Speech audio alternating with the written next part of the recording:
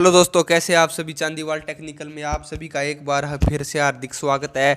हमने अपने चैनल पर पहले एक वीडियो डाली थी कि हमें एमडीयू कुरुक्षेत्र यूनिवर्सिटी का सब्जेक्ट वाइज क्रैश कोर्स लेके आएंगे। आज उसी सब्जेक्ट के क्रैश कोर्स की सीरीज़ की स्टार्ट करते हुए हमने आज अपनी पहली वीडियो बनाई है। इसमें हमें फाइनल ईयर हिस्ट्री की बात करेंगे। इसमें हम पहला लेसन लेकर आए हैं, सामंतवाद का पतन एवं आधुनिक युग का उदय। सामंतवाद से आप क्या समझते हैं? सामंतवाद का मतलब होता है कि जैसे आज के समय में आड़ती होते हैं मंडियों में, वैसे ही सामंत होते थे। जैसे साहूकार लोग होते हैं, हम उनके पास ज़रूरत के समय पर हमें पैसा लेने जाते हैं, बाद में उसे हम चुकाते हैं। जो लोग किसान होंगे वे इस बात को अच्छी तरह जानते हैं कि आड़ती कैसे करते हैं। आड़ती लोगों का काम ऐसा होता है कि आड़ती मंडियों में रहते हैं। वहाँ पर जो अगर किसान को कोई सामान खरीदने की आवश्यकता होती है तो किसान उनके पास जाता है।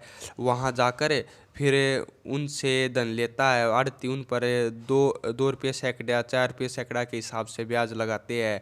वह जब उनकी फसल मतलब कट जाती है तो उसके टाइम पर वे उनको ही वो फसल बेचते हैं ताकि वो उनसे आगे जाकर और मुनाफा कमा सके। अब बात करते हैं हम सामंतवाद। सामंतवाद ये आप देख सकते हैं एमडीयू 2006 12 2012 कुरुक्षेत्र में आया हुआ है ये क्वेश्चन, तो ये ज़्यादा इम्पोर्टेंट है। यूरोप में सामंतवाद का उत्थान हुआ था। उस समय यूरोप के अधिकतर लोगों की मुख्य व्यवसाय कृषि करना था। जैसे आज के समय में भारत के लोगों का कृषि करना एक मुख्य व्यवसाय है। वहाँ पर जे तो अभी मैं इसका आपको एक सार बता देता हूँ कि जो राजा होता था वहाँ पे एक होमोज नाम का उत्सव मनाया जाता था। जैसे हमारे यहाँ पर होली दिवाली मनाई जाती है, वहाँ पर होमोज नाम का उत्सव मनाया जाता था। तो वहाँ पे सामंत आते थे बड़े बड़े, जिनको लार्ड सामंत कहा जाता था। वह सामंत भी 3 प्रकार के होते थे।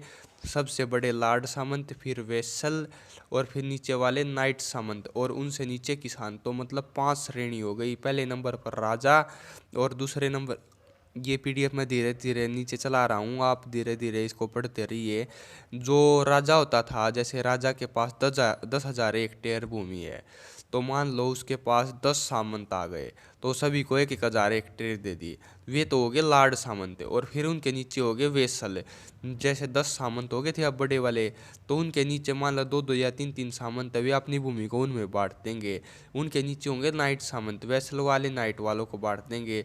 और नाइट वाले अपने से नीचे किसानों को छोटे छोटे टुकड़े देकर उनसे लगान वसूल लेंगे, और उन लगान को इकट्ठा करके वे थोड़ा अपने पास रख लेंगे, थोड़े वाला वैसल के पास भेज देंगे, वैसल वाला थोड़े अपने पास रख लेंगे और लार्ड के पास भेज देंगे, और लार्ड वाले कर को इकट्ठा करके राजा के पास भेज देंगे। अब ये सामंतवाद की परिभाषा बहुत सारे वैज्ञानिकों ने दी है, मतलब जो बड़े बड़े राजनीतिक हुए हैं। जैसे प्रोफेसर डेविस के अनुसार सामंतवादी प्रणाली का विकास धीरे धीरे हुआ। इसकी उत्पत्ति का संबंध न तो किसी राजा से था और न ही किसी एक व्यक्ति अथवा कुछ व्यक्तियों की प्रतिभा या कल्पना से था। यह अपने समय का पारस्परिक उत्पाद था। मतलब कहने का तात्पर्य ये है कि यह कोई ये नहीं है कि एक साल के अंदर ही हो गया, ये कई सालों की लगातार मेहनत के बाद मतलब ये व्यवस्था उत्पन्न हुई थी। जैसे सामंतवादी व्यवस्था, ये मैंने आपको बता ही दिया है कैसे क्या सिस्टम होता था। अब अधीन सामंतों के कार्य, जैसे मैंने बताया कि 3 प्रकार के सामंत होते थे, तो उन सामंतों के क्या काम थे ये इसमें आप पढ़ भी सकते हैं, जो मैंने आपको पहले ही बता दिया था। तो वे सामंत, वो मैंने जो बताया था कि वो कर वगैरह इकट्ठा करते थे। और ये लास्ट सेकंड लाइन पड़ी है कि पूरे वर्ष सामंतों के खेतों में कार्य करने के बाद भी किसानों के पास से 2 वस्त्र और पेट भरने के लिए 2 वक्त की रोटी भी नसीब नहीं होती। यहाँ तक कि सामंतों द्वारा मानसिक व शारीरिक यातनाएं भी दी जाती थी। अब राजनीतिक कार्य क्या थे? जो उससे बड़ी पोस्ट वाला जो बंदा होता था, उसके घर वे शादी विवाह के अवसर पर जाते थे, वहाँ हाजिरी लगाते थे, वह गिफ्ट वगैरह देते थे। सैनिक कार्य, मैंने आपको बताया था कि वो कर तो देते ही थे, वह साथ में राजा को सैनिक सहायता भी उपलब्ध कराते थे। अगर किसी देश का उस देश के साथ युद्ध हो जाए तो जो सामंत, अगर राजा ने तो भैया अपनी सारी भूमि लोगों में बांट दी थी और लोगों से कर मतलब ब्याज इकट्ठा कर करके खा रहा था वो, तो अब उसको सैनिक आवश्यकता भी चाहिए थी, तो इसलिए उन्होंने सैनिक आवश्यकता का भी दायित्व उसी को दे रखा था। वह ऐसे ऐसे समय में आर्य सामंत अपनी सैनिक हर सामंत अपनी खुद की सेना भर्ती करता था छोटी छोटी। वह आपदा के समय पर राजा को मुहैया कराता था। आर्थिक सहायता वो मैंने आपको बता दिया, रिलीफ नाम का कर देते थे वे सभी। सामंतवादी व्यवस्था के पतन के कारण अब ऐसा होने के बाद जो किसान था बेचारा बहुत ज़्यादा दुखी हो गया, और निम्न वर्ग था, मजदूर वर्ग था, खेतिहर वर्ग था, वो बहुत ज़्यादा दुखी हो गया। तो अब इसके पतन के क्या कारण हुए? नंबर एक, निरंकुश राजतंत्र की स्थापना। निरंकुश राजतंत्र की स्थापना में क्या हुआ?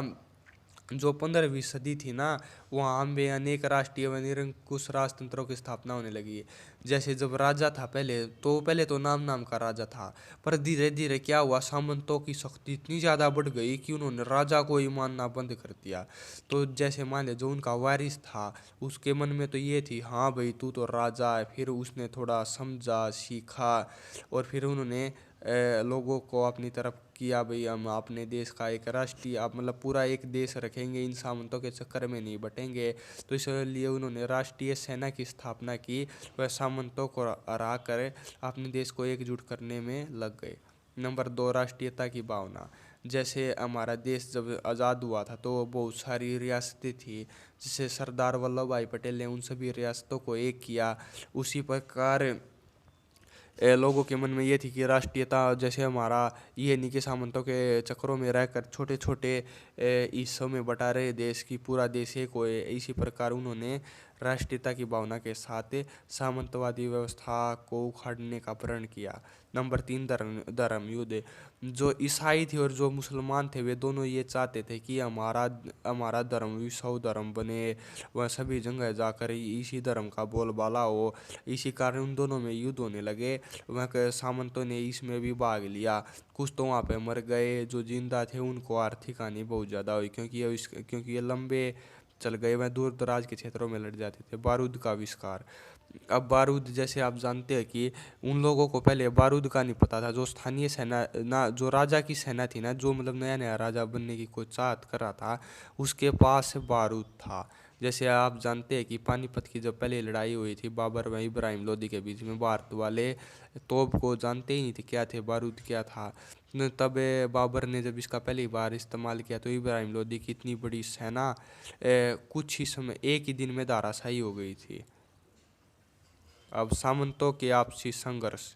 अब जो सामंत थे, हर एक देश ये चाहता है कि उसकी सीमा ज़्यादा से ज़्यादा बड़ी हो। राजा पुराने समय से यही चाहते थे, ऐसे ही सामंत चाहते थे कि मेरे अंडर में ज़्यादा से ज़्यादा एरिया आए। इसलिए वे आपस में भी युद्ध करते जाते थे, वह शत्रुता हो गई थी। जैसे भारत में होता था, राजा आपस में लड़ते रहते थे, ईस्ट इंडिया कंपनी उनका फ़ायदा उठा गई थी। तो यहाँ पे ऐसा ही हुआ, जो ये सामंत आपस में लड़ रहे थे तो इसका सेना राजा ने उठा लिया और अपनी सत्ता फिर से प्राप्त कर ली। कृषकों का विद्रोह। किसानों पर इतने लंबे समय से जो विद्रोह होता आ रहा था, उस किसान उससे बहुत ज़्यादा दुखी हो गए थे, और उन्होंने 1358 में फ्रांस में एक बड़ी संख्या में होकर सामंतों पर आक्रमण किया। उन्होंने काफ़ी सामंतों को मौत की नींद सुला दिया तथा उनके दुर्गों को आग लगा दी। हालांकि फ्रांस के शासक ने कृषकों के विद्रोह को बुरी तरह दबा दिया। इस विद्रोह में 20,000 किसान मारे गए। इसी तरह 1381 में इंग्लैंड में वाट टाइलर के नेतृत्व में कृषकों ने सामंतों के विरुद्ध विद्रोह कर दिया। वह अब किसान चाहते थे कि किसी भी तरह इन सामंतों को उखाड़ कर फेंक दे। नवीन नगरों का उत्थान। नवीन नगर, जैसे पहले लोगों के पास एक ही काम था, खेती या मजदूरी, वो भी खेतों में ही। अब नए नए नगर जब जैसे जैसे उत्पन्न होने लगे, वहाँ से बाहर से माल आने लगा, मतलब लोग दुकानदारी भी करने लगे, व्यापार भी करने लगे। जैसे एक हाथी घोड़े ले लिए किसी ने सामान ढोने के लिए। तो इस तरह से लोगों के पास नए नए अवसर उत्पन्न होने लगे। भौगोलिक खोजें।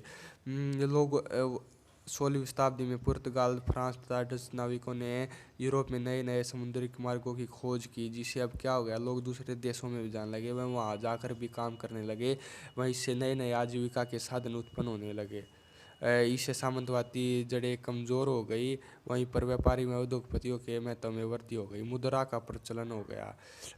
अब पहले जो किसान थे वो उनसे क्या करते थे, जब बेचारे उनसे मदद लेते थे तो उनसे कहते थे तुम्हें अपनी फसल का 1/3 तुम्हें अपनी फसल का 2/3 हिस्सा देना पड़ेगा।